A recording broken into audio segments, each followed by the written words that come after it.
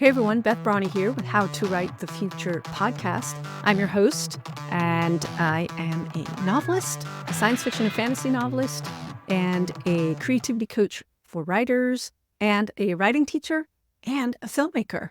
This podcast is really about supporting your creative life, helping you create positive, optimistic futures, and helping you vision and envision for yourself and for your stories new ways, different ways, really harnessing your creativity, activating your creativity, and getting to your writing. And for those of you who aren't writers who are listening to this podcast, welcome.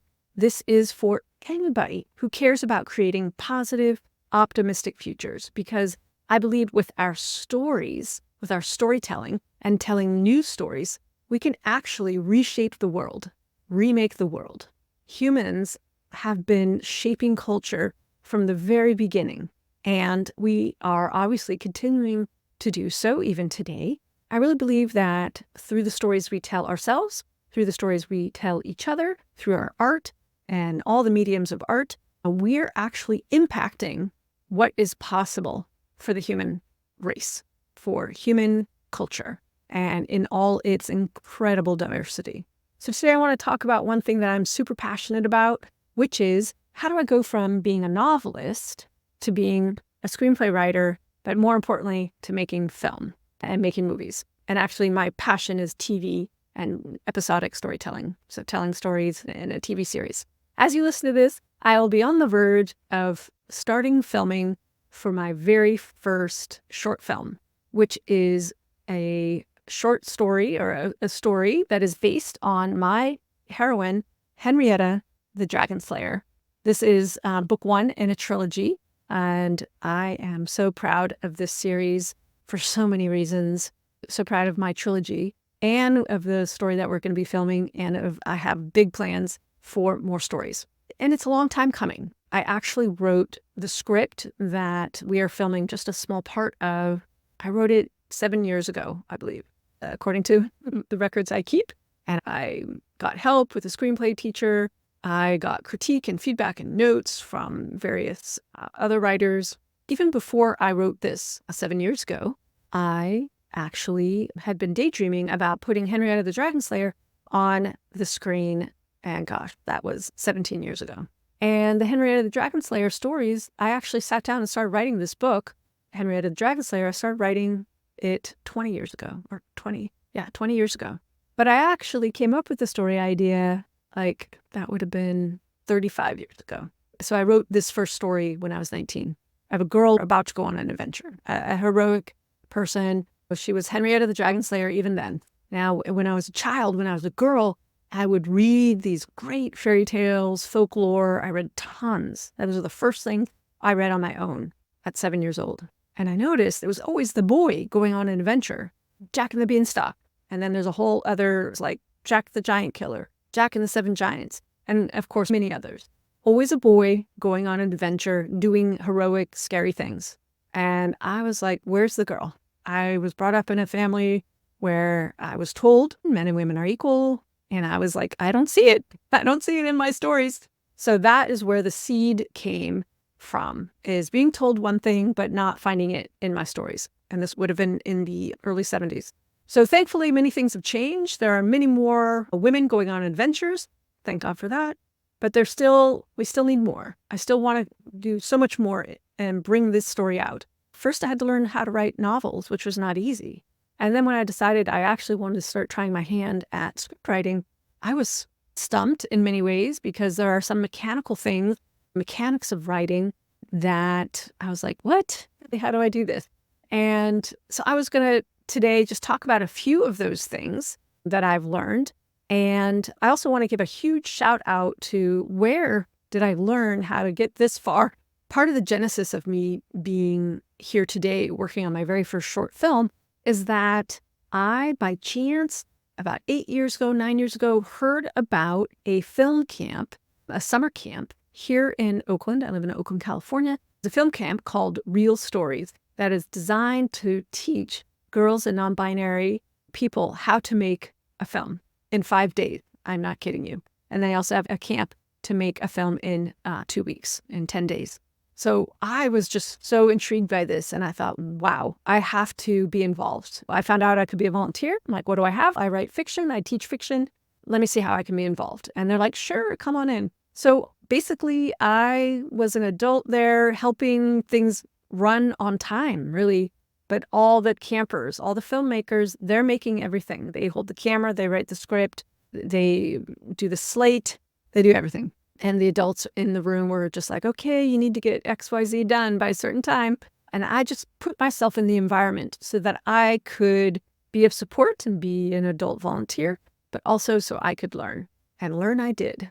And if these teens can make a movie in 5 days, then it gave me confidence that I could figure this out and learn what I needed to learn. And with today's technology, YouTube, learning so much on YouTube, yeah, it's incredible. So I'm not making this movie by myself. I am making this movie with a crew of people who are people who work at Real Stories. And also now Real Stories is part of Bay Area Video Coalition. Some of the people I've brought in are from Bay Area Video Coalition. Some of the people on my crew were campers, learned film and did amazing things there. And some came in afterwards after having done film school. And some learned because they were around it and on the job. And I should say also Bay Area Video Coalition is my fiscal sponsor for this film. What have I learned? Number one, if you want to go learn something, go volunteer. That was a great experience. Now, not everyone can do that. I say use YouTube. And then I just started writing scripts. And I did it in short bursts, about 15 minutes at a time while I was having a life and doing other things. And it was a bit of a palate cleanser between novels. I thought I would be making this episode be about like, what are some of the technical things that I've had to learn how to do as a scriptwriter, as a screenplay writer that I didn't have to think about as a novelist. But I have changed my mind.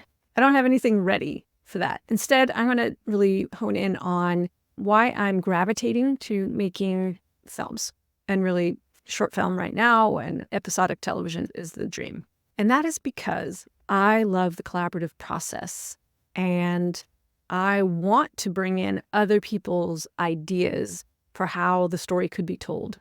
And I wasn't super conscious about this until I really started working on this film last fall. But film and TV has a higher visibility profile than novels. More people tend to see TV and film than read books. Books are super impactful. And I notice that the visual medium, we've become just so hyper-focused. We've become a culture very heavily influenced by TV and film. I even see it in the writers I work with. They will do certain things that I know are influenced by TV and film, but that don't quite work on the page for fiction. So I could say the biggest difference between working on a script that's going to be a film versus working on prose that's going to be a novel is that in fiction, you have the opportunity to show inner thought right there on the page. You can reveal what the character is thinking and feeling. In a script, you can't do that too much. You can imply it by the words you choose, and you can pepper, or I should say sprinkle, salt, I guess pepper, your script with perspective from one of your characters. But you cannot be too much interior. You have to write a sentence that shows attitude or feeling. It's a visual medium. So there's a lot of subtraction when you go from fiction, from prose, over to script. And I would say scripts rely heavily on not just description, because that's boring, that's important, but it's only part. What you want is action, is you want movement, because it's a moving image. Film it's a moving image, not a static image. So how does that translate? By writing sentences with active verbs, you get to create a picture in the reader's eye, people who read your script, what's happening. The director of photography can look at that, go, oh, we can move the camera this way. For example, you can have a camera go panoramic across a scene and get a sense of a sweeping panorama of the countryside. The camera is moving over the landscape, and that can give us a feeling that is not in the script. You don't need to write that feeling. You could just say, actually, we're not supposed to do camera directions in scripts anymore, but I would say something like, the whole Sonoma Valley was lit up with the morning sun, right? I just gave a picture. The whole Sonoma Valley was lit up with the morning sun. I decide, or a filmmaker, like, we need to put a camera up at this high location, or we need a drone to film the whole valley. Better still, the whole Sonoma Valley lit golden by the morning sun. All right. So those are just some examples of the way I've learned to switch from prose writing for fiction to script writing for screenplays. And I will probably come back with some more tips as I get more conversant in this. So if you're at all interested in learning more about my film, which is called Henrietta the Dragon Slayer, I invite you to go to henriettathedragonslayer.com. Check out what we're doing with our project. There's ways to support us, spread the word, all that good stuff. And I really appreciate it. So that's all for this week. If you have any questions, any requests, anything that you would like me to talk about, please let me know. Any comments or questions, please send them my way. For those of you watching this on YouTube, use the comment section and go ahead and send me your thoughts, or at henriettathedragonslayer.com. There's a way to contact me as well. I am on the socials, and we also have a Henrietta film on Instagram. All right, that's it for this week, everyone. Write long and prosper.